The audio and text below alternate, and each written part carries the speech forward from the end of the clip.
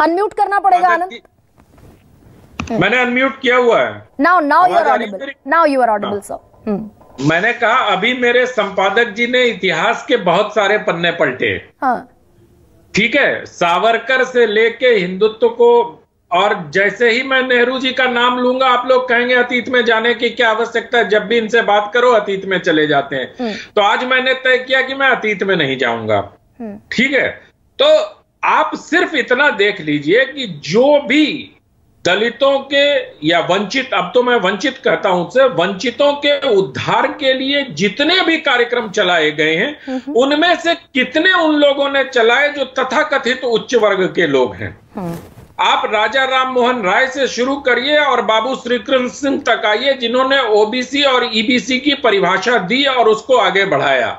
इसलिए हिंदू समाज को सिर्फ ये कहकर खारिज कर देना उचित नहीं होगा, क्योंकि हिंदू समाज अपने अंदर से सोशल रिफॉर्म की एक ऐसी व्यवस्था बनाकर लाता। अभी आपने कल या परसों के समाचार पत्रों में पढ़ा होगा कि 14 वंचित समाज के महामंडलेश्वर बनाए जाएंगे।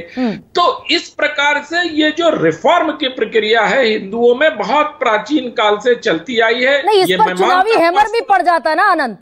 चुनावी जो हैमर है उस पर मैं बात करती हूं आपसे कि भाई अगर ये पिछड़ों की, दलितों की बात करना, मैं प्रधानमंत्री का मैंने बयान कोट किया बाकायदा, कांग्रेस की नीति हिंदुओं की एक जाति को दूसरी जाति से लड़ाने की है। कांग्रेस जानती है जितना हिंदू बटेगा उतना उनका फायदा होगा। तो ये ओबीसी ओबीसी ओबीसी तो बीजेपी खूब करती है। इतने ओबीसी मंत्री हमारे, इतने ओबीसी एमएलसी हमारे, इतने एमएलए हमारे, इतने एमपी हमारे, तो संसद तक में हुआ। तेलंगाना में जीते तो ओबीसी मुख्यमंत्री बना देंगे। आपने स्वयं को दोहराया है इस वक्त। आपने इंट्रो में जो सारी बातें कही थी वही फिर से दोहरा के आपने वक्त बर्बाद किया और मुझे टोका भी। अब ये मुझे तय करने दीजिए अनंत कि मैंने वक्त बर्बाद किया। आप तय करिए, लेकिन जब भाई वो सवाल है मेरा कि सबसे ज्यादा ओबीसी बीजेपी करती है, ये आपके तय करने का पैमाना क्या है? चलिए आज आपसे मैं ही पलट प्रश्न पूछता हूं, सबसे ज्यादा का आधार क्या है? गरिमा जी ये बताइए। बयान निकालिए अनंत विजय।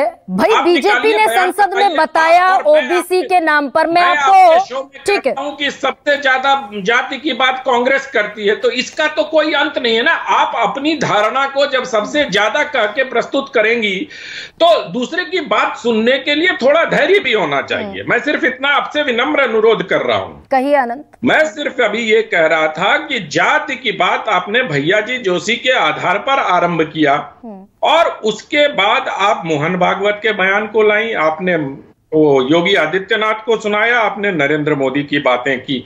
बहुत अच्छी बात है। ये बातें ये हरियाणा चुनाव के पहले की बात है और हरियाणा चुनाव का जो जनादेश आया उसने ये साबित भी किया। अगर आपकी बातों को मानूं तो हरियाणा चुनाव ने इस बात को साबित किया कि जो ये 3 बयान दिए गए थे वो हिंदू एक हो गए। हाँ। लेकिन आप इन सारे चीजों में आपने मोहन भागवत जी की कल के भाषण से एक बात भूल गए।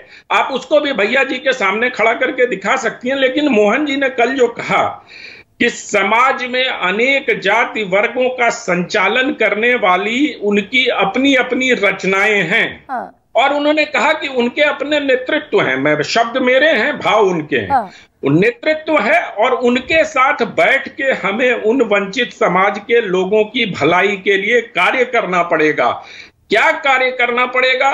तो सावरकर जी के समय क्या स्थिति देश की थी और मोहन भागवत के समय क्या स्थिति देश की है, दोनों को मिलाकर अगर आप देखेंगे तो घालमेल होगा और आपका निष्कर्ष दोषपूर्ण होगा। जैसे बहुत सारे विद्वानों के निष्कर्ष दोषपूर्ण हो जाते हैं, क्योंकि संघ बहुत बदल गया है। सावरकर के समय का राष्ट्रीय स्वयंसेवक संघ और अब का राष्ट्रीय स्वयंसेवक संघ, इन दोनों में काफी आधारभूत बदलाव है। तो मैं अनंत, अगर भैया जी जोशी ये कहेंगे 51 शक्ति पीठ में कहीं कोई जाति नहीं, 12 ज्योतिर्लिंगों में जाति नहीं, और हरिद्वार कोई पहुंचता है तो जाति देखकर नहीं पहुंचता, और उसके बरक्स में प्रधानमंत्री नरेंद्र मोदी के बयान पर सवाल पूछ रही हूं आपसे कि कांग्रेस की ये स्ट्रैटेजी है, तो इस बयान पर आप जवाब दीजिए। कांग्रेस की नीति है हिंदुओं की एक जाति को दूसरी जाति से लड़ाने की, क्योंकि कांग्रेस ये कह रही है कि जातिगत जनगणना करा ली जाए। अगर ये लड़ाना हुआ तो ओबीसी की बात तो बीजेपी भी करती है, वो भी लड़ाना हुआ। सारे सहयोगी बीजेपी के जितने हैं, वो अजीत पवार से लेकर अनुप्रिया पटेल तक, संजय निषाद से लेकर ओम प्रकाश राजभर तक, और फिर बिहार में पहुंच जाइए नीतीश कुमार से लेकर चिराग पासवान, जीतन राम मांझी, सब कहते हैं जातिगत जनगणना होनी चाहिए, सब बांट रहे। ये तो राष्ट्रीय स्वयंसेवक संघ ने भी कहा, सुनील अंबेकर ने बयान देकर कहा कि जाति जनगणना होनी चाहिए। ये शायद आपने देखा नहीं होगा, या अगर देखा होगा तो पता नहीं, आज आप उसकी चर्चा क्यों नहीं करना चाहती है मुझे मालूम नहीं। लेकिन ये तो सुनील अंबेकर जी ने स्पष्ट रूप से वक्तव्य देकर, पलक्कड़ में जो बैठक हुई वहां के बाद जो प्रेस कॉन्फ्रेंस हुई गरिमा जी, उसमें उन्होंने स्पष्ट रूप से ये इस प्रश्न का उत्तर दिया कि संघ जातिगत जनगणना के पक्ष में है। मैं सिर्फ आपको याद दिलाना चाहता हूं। यानी कि वो बांटने की बात हुई ना भाई, मैं यही तो अनंत विजय पूछ रही हूं आपसे कि अगर जातिगत जनगणना, कांग्रेस ने क्या कहा, जातिगत जनगणना करा दो, बीजेपी उसको प्रोजेक्ट करती है ये जात पात में बांटने का खेल है।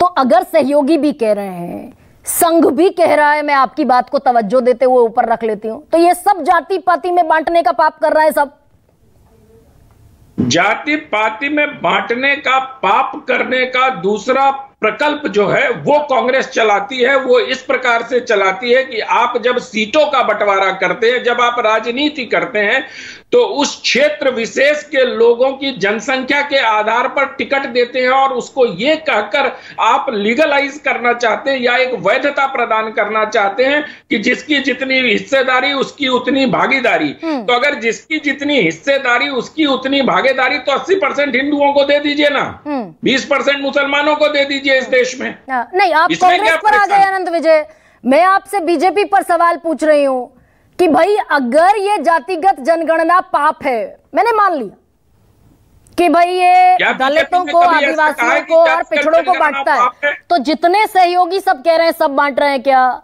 सुनील अंबेकर ने पलक्कड़ में कहा होनी चाहिए, वो सब बांट रहे हैं क्या? इस पर हाँ या ना कुछ अनंत विजय होगा ना आपका? गरिमा जी, क्या भारतीय जनता पार्टी जातिगत जनगणना को पाप कहा है कभी भारतीय जनता पार्टी ने? मैंने तो नहीं सुना। अगर आपने कहीं सुना हो तो कृपया उस बयान को कोट किया जाए। जाति पाति को क्या जातिगत जनगणना को पाप क्या कहा भारतीय जनता पार्टी ने जातिगत जनगणना को कहीं पाप कहा है? मेरा प्रश्न सिर्फ आपसे इतना है, विनम्रता के साथ मैं जानना चाहता हूं कि गरिमा जी ने 3 बार अपने शो में इस वाक्य को दोहराया। क्या ये भारतीय जनता पार्टी का स्टैंड है जिसको आप बार बार दोहरा रही हैं? और यहीं पे आप अपने लिए, अनंत विजय सवाल मैंने सीधा पूछा था, यहीं पे आप अपने लिए कंफर्टेबल जोन ढूंढ लेंगे। अरे भाई, गोपीनाथ मुंडे ने 2010 में कहा था संसद में जातिगत जनगणना होनी चाहिए, 10 से लेकर 14 आ गया, 14 के बाद सरकार बन गई, 14 से 24 आ गया, जनगणना नहीं हो रही, जातिगत जनगणना तो छोड़ दीजिए। ये भी कब कहा कि हम कराएंगे? तो गोपीनाथ मुंडे ने जब कहा था, उसके बाद 10 के बाद 11 में जब जनगणना हुई तो क्यों नहीं करा लिया गया जातिगत जनगणना? ये बताइए मुझे। तो ये सारा सवाल उसके बाद 21 में, और उसके बाद 21 में जातिगत जनगणना होनी थी। क्या कोरोना के काल में जातिगत जनगणना हो जानी चाहिए? आपकी राय यही है? तो फिर मैं उसी हिसाब से, कोरोना के बाद महामारी के संकट कम से कम 15 देशों में जनगणना हो गई कोरोना के बाद। और एक और मैं आपकी जानकारी के लिए बात बता दूं, रजिस्ट्रार जनरल ने 6 महीने के लिए जनगणना को फिर टाल दिया है। पहले जून तक की पाबंदी थी, अब दिसंबर तक की पाबंदी है। तो दिसंबर तक जनगणना भी नहीं होगी, सेंसस भी नहीं होगा, कास्ट सेंसस तो छोड़ दीजिए। विनोद शर्मा, आप मुस्कुरा रहे हैं, जाति एग्जिस्ट करती है या फिर चुनावी मौसम में अपने हिसाब से एग्जिस्ट करने लगती है, अपने हिसाब से डिसअपियर हो जाती है, and it applies on every political party.